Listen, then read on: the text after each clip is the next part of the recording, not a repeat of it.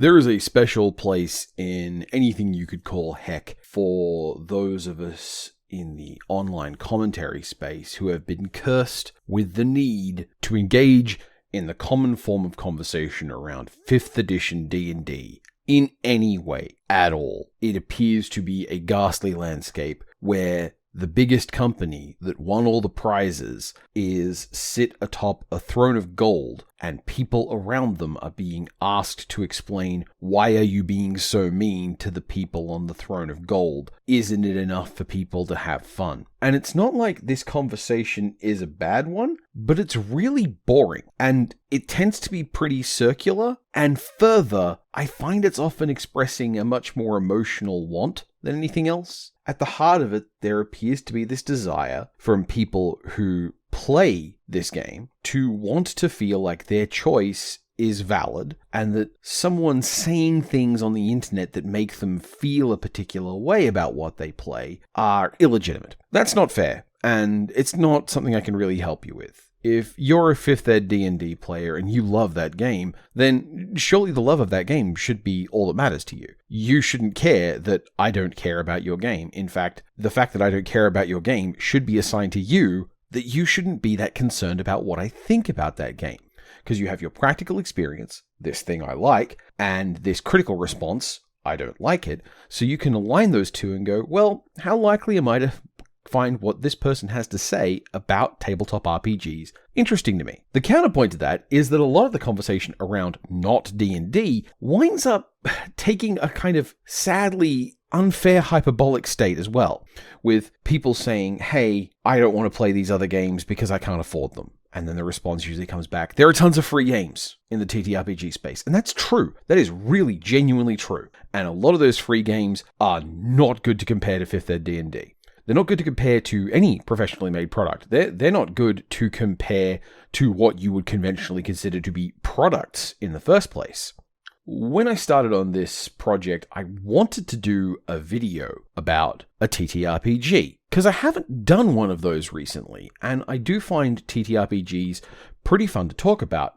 But the problem is that there are so many tiers of who you are talking about when you talk about TTRPGs. Last year, I covered a TTRPG that was essentially a Tumblr post, and I thought that was interesting. I thought it did really cool things, and I liked it as an example of how you could go from having nothing to making a game system that worked for you.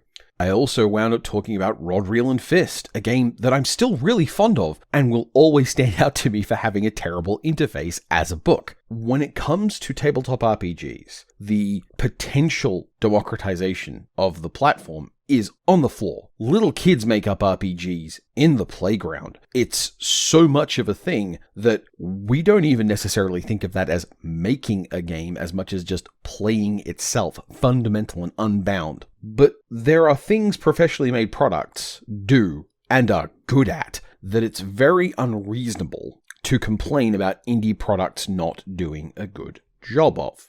So I will very happily make fun of a game that was kickstarted for $1 million about how it's just kind of mid, or indeed a game that was kickstarted for several $1,000s that doesn't have, in my opinion, a good approach to engaging people with what it's doing. I think that's a very fair game. But on the other hand, in Pride Month, where I wanted to platform and present some games that I thought of as interesting, at first I imagined it would be cool for me to bring my critical lens and my general framework to bear on work that I could find no one talking about, to some extent. The idea of finding these itch projects which have got like 20 downloads and 30 people involved, and like say, hey look, I'm going to take this seriously. This is a real game made by people, and it's worth considering this work seriously. The problem I had was that doing so would often involve kind of almost being condescending, of treating a game that someone had made and poured their love into as if, hey, look at this, isn't this brave of them to make this thing? As opposed to a much more professional product where I might say, look, I think this is kind of bad. I think this is boring. This doesn't engage me as a person and as a critic. These are the tensions. And the thing is with TTRPGs, the gulf between the biggest player in the market and the second biggest player is vast. But the gulf between the second biggest player and the people who have nothing to make TTRPGs with is even more vast. When you have nothing but Word and you want to type out a game, that is still all you need to be a TTRPG designer.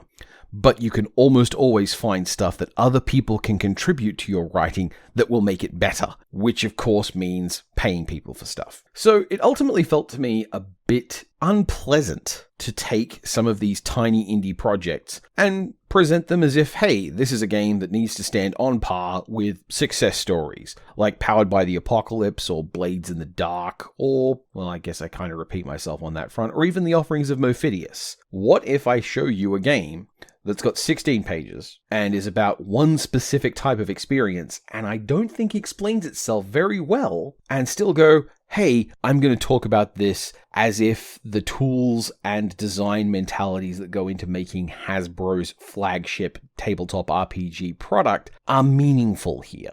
It seems to me a lot like swatting a fly with a sledgehammer, and not helpful to anyone involved. All of this preamble is to say that I'd much rather point you to things that I found interesting and cool in this space, that are available not quite for free or close to free, but for cheap, and cheap enough to be worth your time. When talking about video games, I'm prone to pointing out how a video game will often give you more enjoyment than a pizza does, and cost less. So, with that in mind, I'd like to point you to a couple of TTRPGs that I'm not going to delve into deeply and critically, but I just want to show you because I thought they had an interesting idea and I liked the vibes, and you should check them out for the same reason.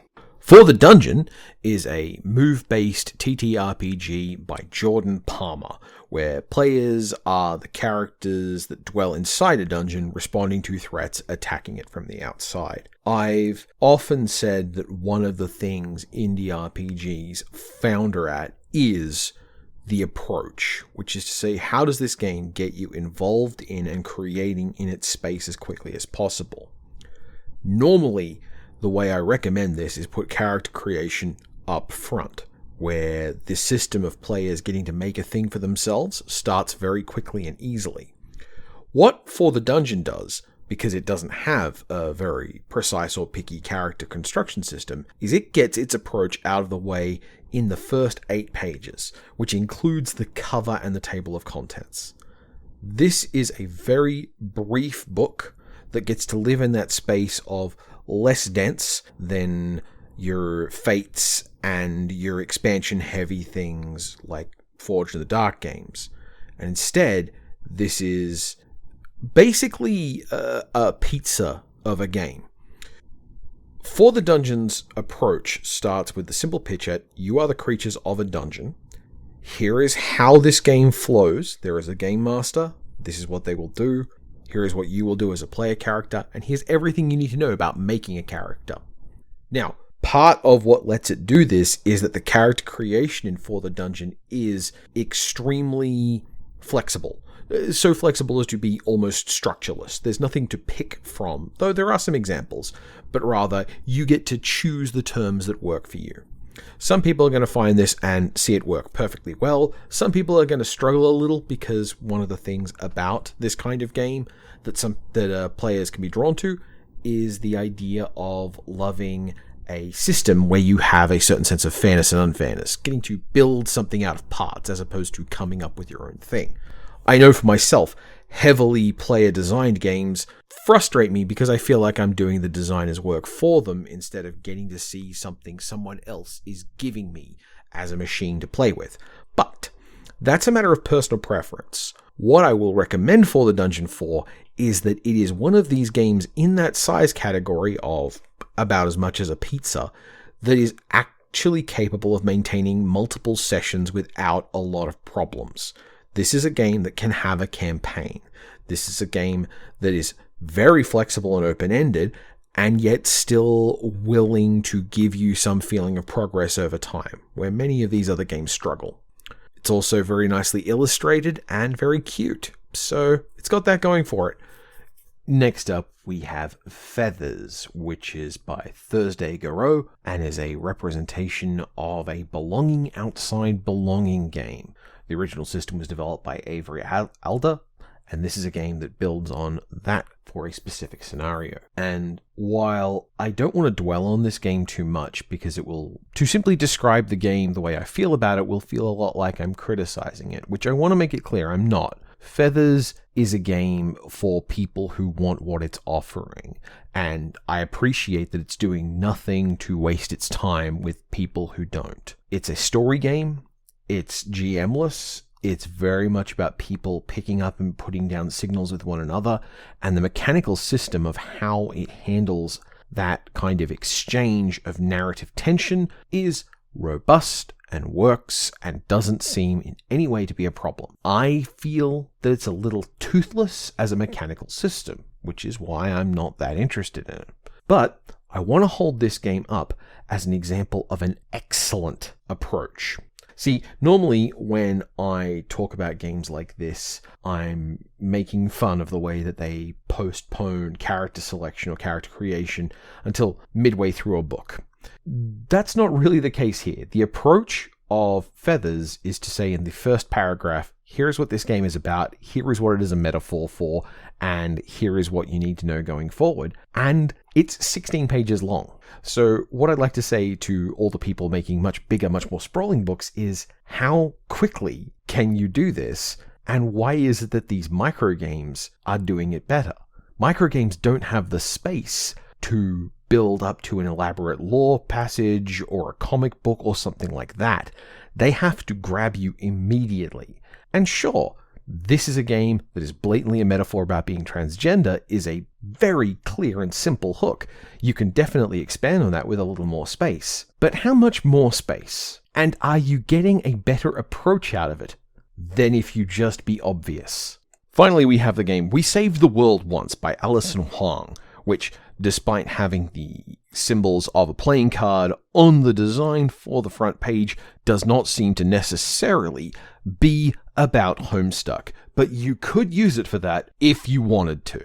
The core idea of We Saved the World Once is that it's a retrospective game. The nature of the kinds of fiction it wants to talk to you about is about a thing that's already happened, and your emotional reactions to that thing, now you are in a current emotional state that is necessitated by that sequence of events.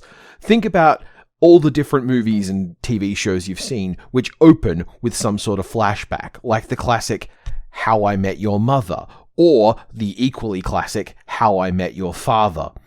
These stories necessitate that the characters get out of it alive so they can be present to have this conversation, or do they? And yet also uses the fact that the players are alive and the current existing emotional state to create tension. The way that this game handles it is with a deck of cards that each present prompts to you as player characters as to questions about who is responsible for what. And it asks you to bring a lot of creativity to the table. Now, this game, I want to advocate for having exactly as much rules as it needs. This isn't a very deep game. I don't think that I would play 2 sessions of this. I don't think I would play this game 3 times. But the core of what kind of game it is very much respectful of the amount of energy and effort you're going to be putting into it. The nature of a lot of these games is the fantasy that you are creating a product that someone is going to make into a forever game, or play multiple times, or use repeatedly. And don't get me wrong, sometimes you will get a super fan. I can imagine this being used at a convention, for example, to get people in the mood and vibrant about role-playing. But at its heart, this game is about playing out something that sucks with someone who, in the fiction, you used to like and don't anymore. It's not quite a breakup, it's a broken up. And that's pretty interesting as a framing device. There you go, 3 small games. If you've bought any of the big bundles on itch, you probably already own them. So why not have a look at them and see what you can do with them? And if you don't like them, see what you can do that's like them. You will learn more about yourself by examining games and then interrogating why you do or don't like them than you ever will by just leaving them on your shelf and going, I'll get to it one day.